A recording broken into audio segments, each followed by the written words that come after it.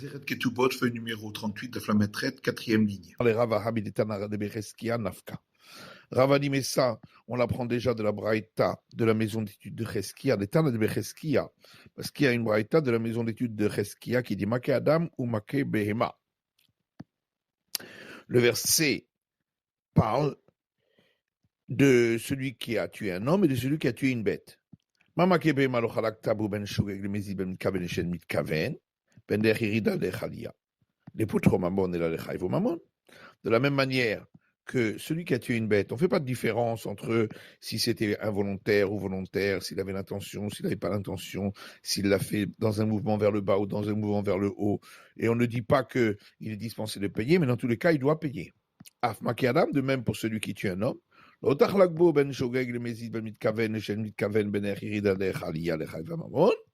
Et là, les poutro mamon.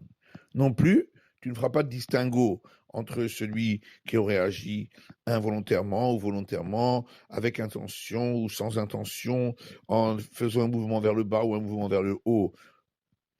Il n'y a pas de cas où on le rend passible de payer. Dans tous les cas, il ne paye pas.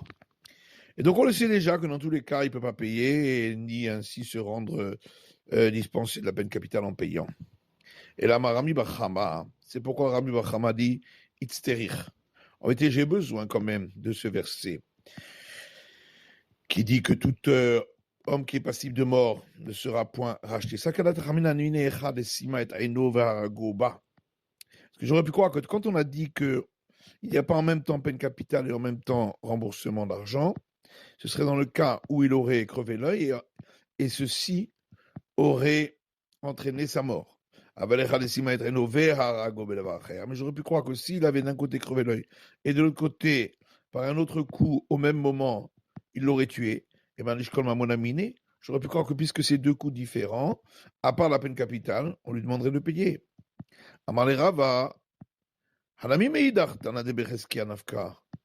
Rava lui dit, mais non, pour ça, j'ai pas besoin d'inverser. Ça aussi, j'apprends d'une braïta de la maison d'études de Cheskia, de Tana de Cheskia, parce qu'il y a une braïta de la maison d'études de Cheskia qui dit, c'est écrit dans l'Exode, Aïn tachat Aïn, œil pour œil. De là, on apprend, Aïn venefesh tachat Aïn. On ne peut pas demander de rembourser l'œil et également la peine capitale par le fait qu'il lui a crevé l'œil. Et là, ma Ravash Itzterich. C'est pourquoi Ravash dit en vérité, le verset j'utilise pour un autre enseignement. J'aurais pu croire que lorsque la Torah a demandé de payer une sanction, c'est-à-dire que ce n'est pas un paiement pour dédommager, mais c'est une sanction. Afagar de Miktil Meshalem, j'aurais pu croire que même s'il est passible de la peine capitale, on lui demanderait de payer. Kamash Palan, c'est pourquoi ce verset dit dans tous les cas, il ne paye pas.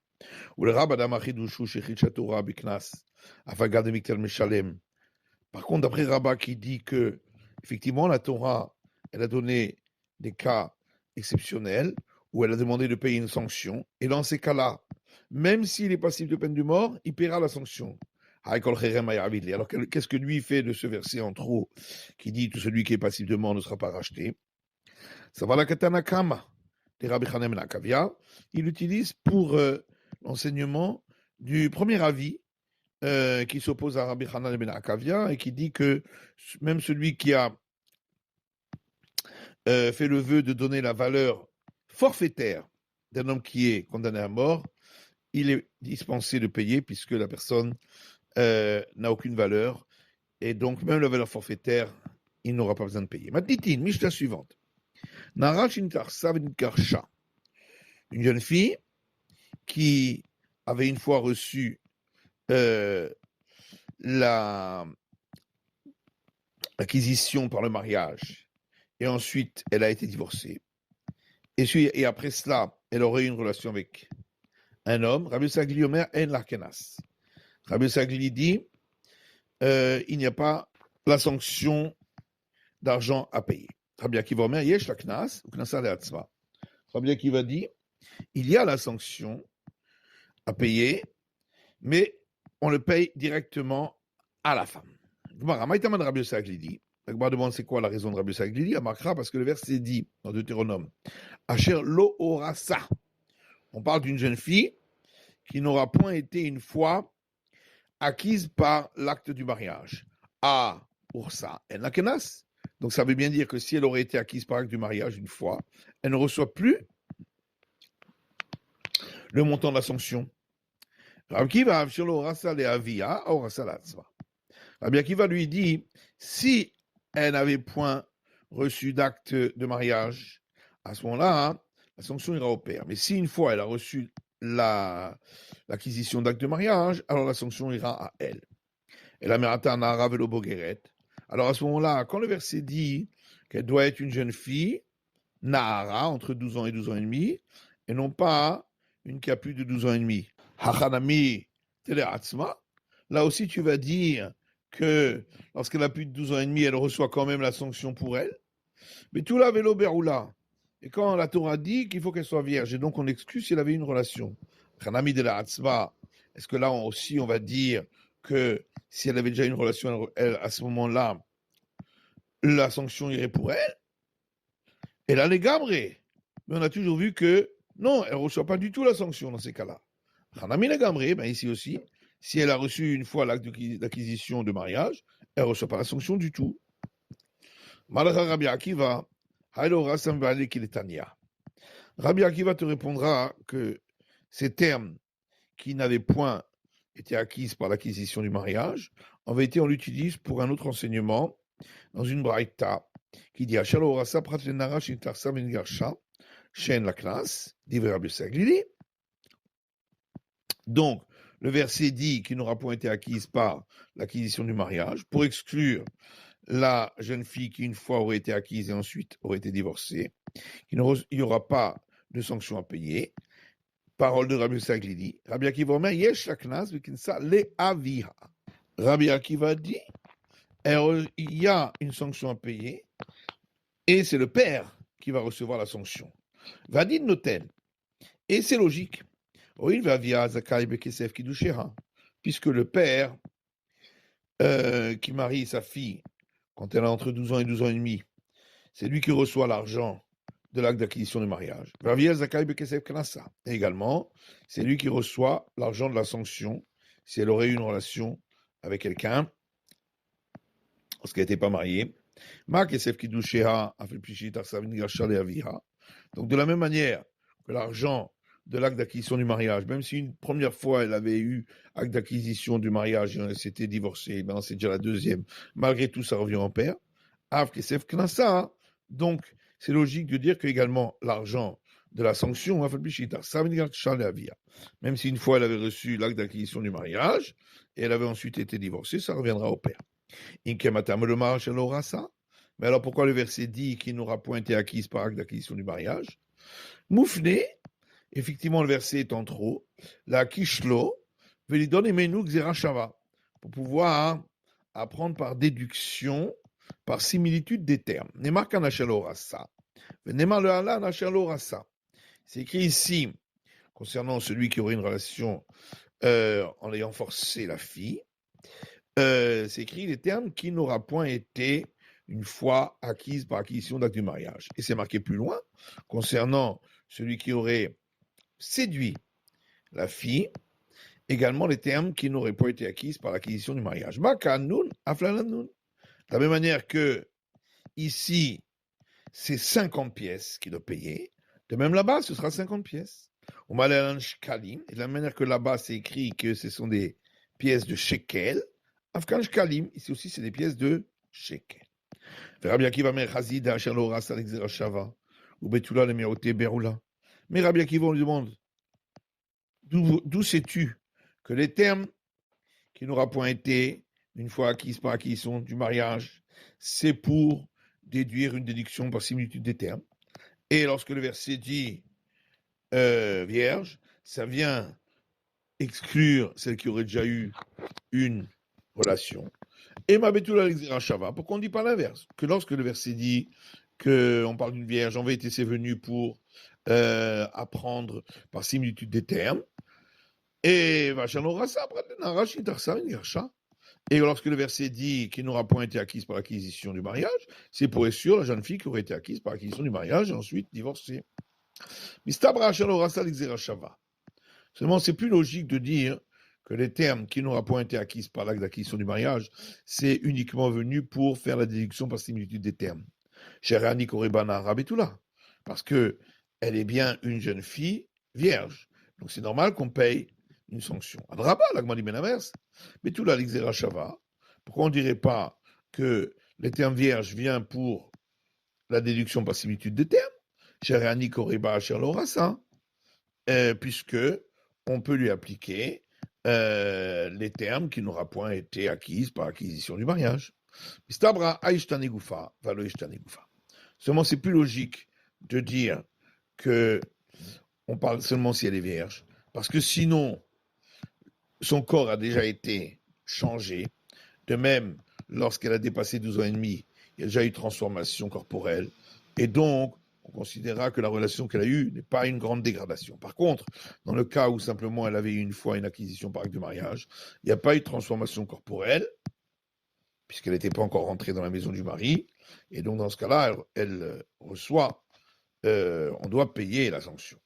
Rabbi Yossi Glili, Isfara Manale.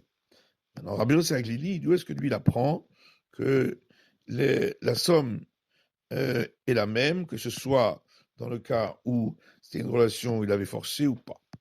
Nafkanemi de Tanya, il apprend de la braïta suivante.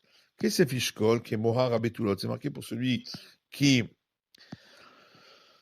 a séduit une femme, de l'argent il payera en shekel, comme on doit payer pour les filles vierges.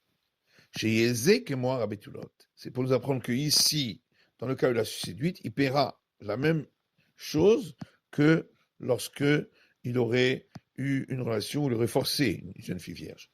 Ou Mohar Abetulot Kezé. Et pareil, l'argent qu'il paye lorsque il a forcé la jeune fille vierge, ce sera pareil que le montant ici lorsqu'il a séduit. Kachet Rabbi Akiva, Rabbi Akiva. Seulement, il y a une contradiction entre les deux enseignements de Rabbi Akiva, puisque dans notre Mishnah, Rabbi Akiva dit que si elle avait déjà une fois acquisition par acte du mariage, l'argent de la sanction va à elle, et dans la Braïta, il dit qu'elle va au père. Très tanaï va libérer Rabbi Akiva. Alors, il faut dire que ces deux enseignements de deux maîtres de la Mishnah, tous les deux selon Rabbi Akiva, il y a deux versions. On comprend le Rabbi Akiva de notre Mishnah, c'est qu'effectivement, la déduction par similitude des termes qu'on a fait n'enlève pas le sens direct du verset où on dit que on parle seulement d'une fille qui n'avait jamais été acquise par acquisition du mariage, parce que sinon, eh bien, effectivement, la sanction irait non pas au père, mais à elle. Et là, le Rabbi Akiva de Braïta. Mais selon Rabbi Akiva enseigné dans la Braïta, comment est-ce possible que la déduction par similitude des termes enlève le sens premier du verset, puisqu'en fin de compte, il n'y a plus de différence si elle avait une fois eu l'acquisition du mariage ou pas. Dans tous les cas, la sanction va au père. Rav Nachman bar Yitzhak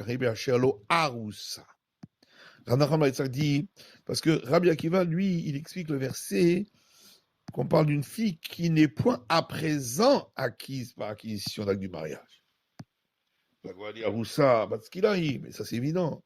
Parce que si elle est à présent mariée, il doit de toute façon recevoir la lapidation, donc c'est sûr qu'il ne va pas payer. Comme on l'a vu. C'est qu'à la Tachamina ou il Chidushu, chez Chichatou Rabbi Knas, seulement on aurait pu croire qu'étant donné que la Torah ici, elle nous a donné une règle particulière, puisqu'elle a demandé de payer une sanction à Fagar de Miktin Meshalem, j'aurais pu croire que même s'il est condamné à mort, il doit payer. Et c'est pourquoi le verset vient nous dire que non. Que c'est seulement si à présent elle n'est pas mariée. Maintenant,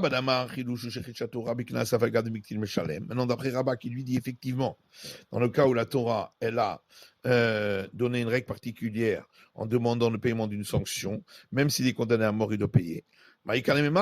D'après lui, comment on va expliquer à ce moment-là ce verset. Ça va la Rabbi Akiva de Matnitin. Il faudra qu'il explique comme Rabbi Akiva de notre Mishnah. Tanou Rabbanan. Ça, j'enseigne dans une braïta. Knasa Lemi. À qui paye-t-on la sanction? Léavia, au père. Et Chambrim Latzma. D'autres disent à elle, la fille. Latzma, mais pourquoi à la fille? Voilà que le verset dit qu'on paye au père. Afrizda dit, on parle ici d'une jeune fille qui avait été une fois acquise par acquisition du mariage et ensuite divorcée. Mais et effectivement, ici, les deux avis, c'est les deux versions de Rabbi Akiva, celle de notre Mishnah et celle de la Braïta. Amar Abaye dit, Barlia ou Meta, si il a une relation avec une jeune fille et elle est morte avant qu'il n'ait payé la sanction, Patour, il sera dispensé. Chez Nema, puisqu'il est dit, Venatan la vie à Nahara. Il paiera au père de la jeune fille. Pourquoi on ne dit pas simplement à son père? Pour exclure Velo la vie Meta. Il ne paiera pas au père quand la jeune fille est déjà décédée. C'est la fin de l'étude de la feuille numéro 38 de la Flametrette.